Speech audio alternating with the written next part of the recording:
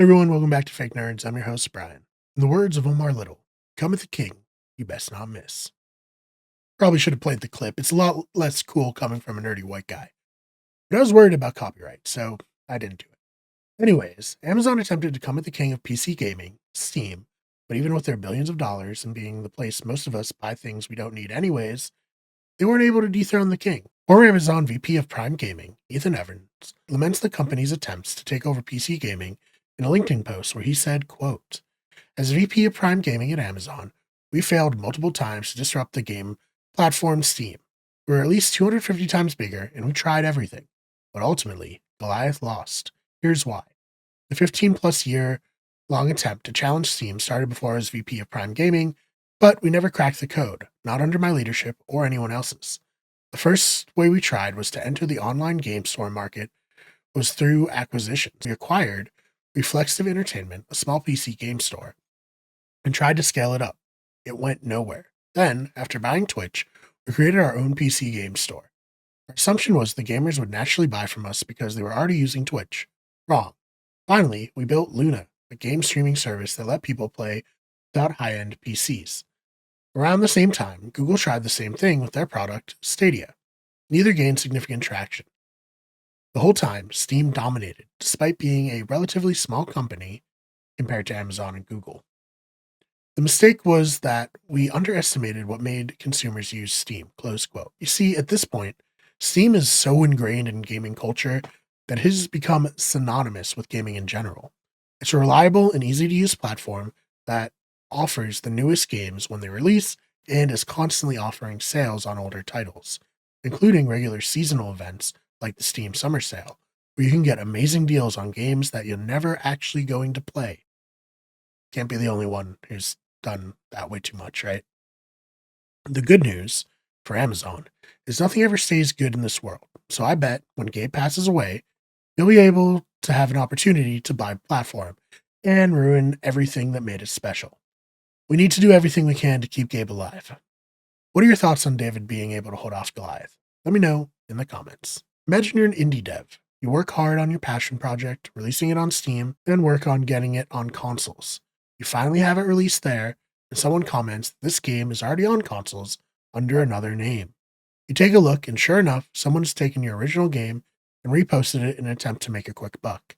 This is the reality for Steel Krill Studios, a solo developer who created the Backrooms in 1998. After releasing his game on consoles, someone pointed out that the game was already available under the name Backrooms Horror Escape. When Steel Krill looked into it, he saw that the company Cool Devs SRL had ripped his games and that they, quote, stole the whole game by using some program to decompile the whole assets alongside the music, sounds, voice lands from the voice actor I hired and everything else. They only changed the monster and the picture on the frame and it put it up on sale for consoles, close quote. The developer managed to DMCA it down from PlayStation and Xbox stores, though at the time of writing, it does seem to still be available on Switch. Hopefully someone at Nintendo will see one of the videos or articles covering this and take it down. This entire situation is so crazy, and if not for that one person who had seen the game already, how would the developer have even found out? I'm not really sure how you can combat this kind of thing. Sure, now Cool Devs SRL's name is tarnished for everyone who consumes or are interested in these video game industry type news videos, but that won't help the average gamer who's just going to be like browsing storefronts and see a game they might be interested in. Plus, they can easily just make a new company and do this again. Anyways, what are your thoughts on all this? Let me know in the comments. Special edition games have gotten out of hand. Over the past decade, what was once like a steel book or a statue is now made up of increasingly lavish and useless items. Sometimes those lavish items don't actually come as advertised. We all remember the Fallout 76 Power Armor Edition bag debacle, where they advertised a high-quality canvas bag and actually gave players a cheap version that they were then shamed into making good on. Well, fortunately for one developer, their insane offerings never had the chance to disappoint anyone, as no one actually bought it. As PC Gamer reports, 2015's Dying Light by Apocalypse Edition was priced at $386,000 or £250,000 and was perhaps unsurprisingly too expensive for players.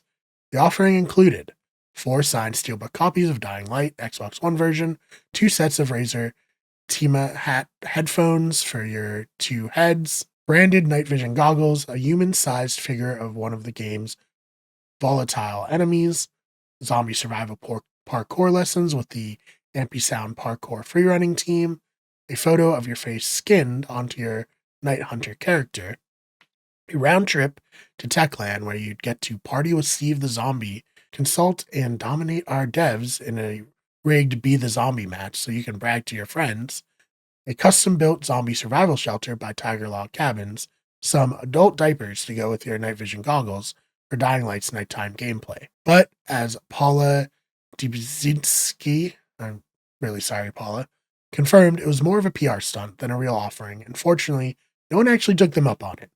How much would you be willing to spend on a special edition of any kind? Are you bummed that you missed out on this zombie experience? Let me know in the comments. And I'm also sure, like, if you offer them £250,000, they'll do this for you probably. Because I don't think all of this adds up to that much money. I think they'd be making a tidy profit.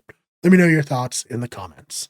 Thank you so much for checking out this episode of Those Fake Nerds. If you'd like to, please subscribe and check out our main channel, Wicked Everything, which is video game essays, and our podcasting channel, Better Radio, as well as our sports channel, Wicked Sports. I'm Brian. I'm a fake nerd, but this has been some real news.